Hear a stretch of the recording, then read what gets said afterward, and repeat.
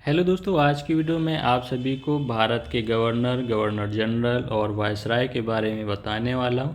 साथ ही साथ आपको ट्रिक के माध्यम से याद भी कराने वाला हूं। तो वीडियो को पूरी ध्यान से देखिएगा और चैनल पे नए हैं तो सब्सक्राइब करके बेल नोटिफिकेशन ऑन कर लीजिए। चलिए हम बात करते हैं सबसे पहले गवर्नर की, जो कि रॉबर्ट क्लाइव बने थे बंगाल के गवर्नर। और ये जो है 1758 से लेकर के 60 तक थे। फिर इसके बाद सेकंड इनका कार्यकाल जो था 65 से 67 तक का था। ठीक है। इसके बाद अब वॉरेन हेस्टिंग आए, जो कि बंगाल के अंतिम गवर्नर, यानी कि इन्हीं की जगह पे अब वॉरेन हेस्टिंग आ गए। तो ये जो है गवर्नर ही कहलाएं, लेकिन अंतिम। क्यों अंतिम? क्योंकि गवर्नर के बाद ही अब इनको जो है गवर्नर जनरल कहा जाने लगा, इस वजह से गवर्नर के तौर पे ये अंतिम थे। ठीक है। अब इनका अगर हम पीरियड की बात करें, जो कि 1772 से 74 तक था। फिर गवर्नर जनरल के तौर पे 1774 से 85 तक का। ठीक है। Next William Bentinck. William Bentinck Bengal के अंतिम गवर्नर जनरल थे। ठीक है। उन्हीं की जगह पे ये आ गए। तो ये अंतिम इसलिए क्योंकि अब इसके बाद भारत के जो है गवर्नर जनरल कहा जाने लगा। ठीक है।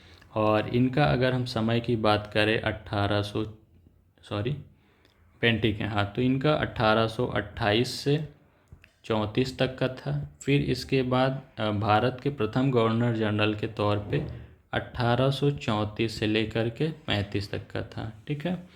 नेक्स्ट बात करते हैं कैनिंग की, जो भारत के अंतिम गवर्नर जनरल थे, क्योंकि इसके बाद वायसराय कहा जाने लगा था, इसलिए अंतिम गवर्नर जनरल कह रहे हैं भारत के कैनिंग। ठीक है। और इनका अगर हम समय की बात करें तो ये 1856 से लेकर के 1858 तक था। फिर वायसराय के तौर पर इनका जो है समय था 1858 से 62 तक का। ठीक है। अब इसके बाद माउंट बेटन आते हैं, जो कि भारत के अंतिम वायसराय बने।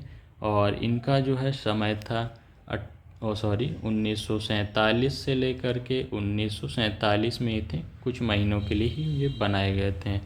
फिर इसके बाद यही जो है स्वतंत्र भारत के प्रथम गवर्नर जनरल कहलाए, क्योंकि 1947 में इंडिया इंडिपेंडेंट हो गया, तो स्वतंत्र भारत के प्रथम गवर्नर जनरल ये कहलाए। वायसराय से अब वापस से इसको जो है गवर्नर जनरल कहा जाने लगा।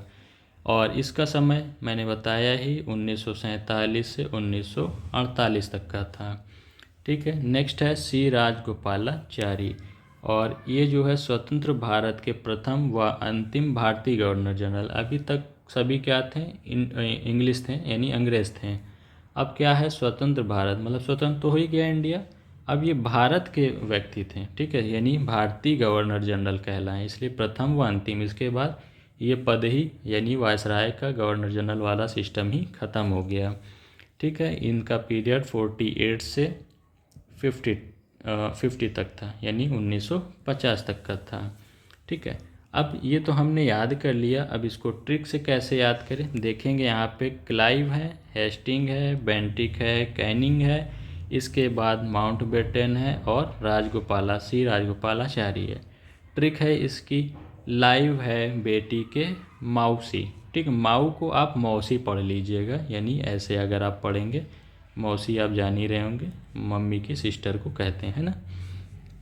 तो लाइव से आप क्लाइव याद रखेंगे, हे से हेस्टिंग याद रखेंगे, बेटी से बेंटिंग याद रखेंगे, बेंटिक। ठीक है। के से हो जाएगा कैनिंग, माऊ से माउंट बेटन और सी से सी राजगोपालाचारी। तो इस ट्रिक के माध्यम से आप इनका सीक्वेंस याद रख सकते हैं। बाकी आपको ये जो है थोड़ा सा याद करना पड़ेगा कि पहले गवर्नर बने, फिर यही जो है गवर्नर अंतिम हो गए, फिर गवर्नर जनरल बनाया गया। गवर्नर जनरल को फिर इसके अभी तक यहाँ तक बंगाल का था, फिर जो है भारत के कहलाने लगे। फिर कैनिंग के बाद फिर वापस से गवर्नर जनरल ही जो अभी चल रहा है, वही सीक्वेंस है। इसके बाद यहाँ से वायसराय कहा जाने लगा। फिर वायसराय जो है ये अंतिम थे, और यहीं से अब ये जो है वायसराय से जब चेंज किया गया पद, यानी गवर्नर जनरल कहा जाने लगा, तो ये प्रथम गवर्नर जनरल थे माउंटबेटन। फिर इसके बाद इंडिया आज़ाद ही हो जाता है, तो फिर यहाँ पे वापस से वही सीक्वेंस चलता है। ठीक है। अब यहाँ से ये सारे पद ही ख़त्म हो जाते हैं।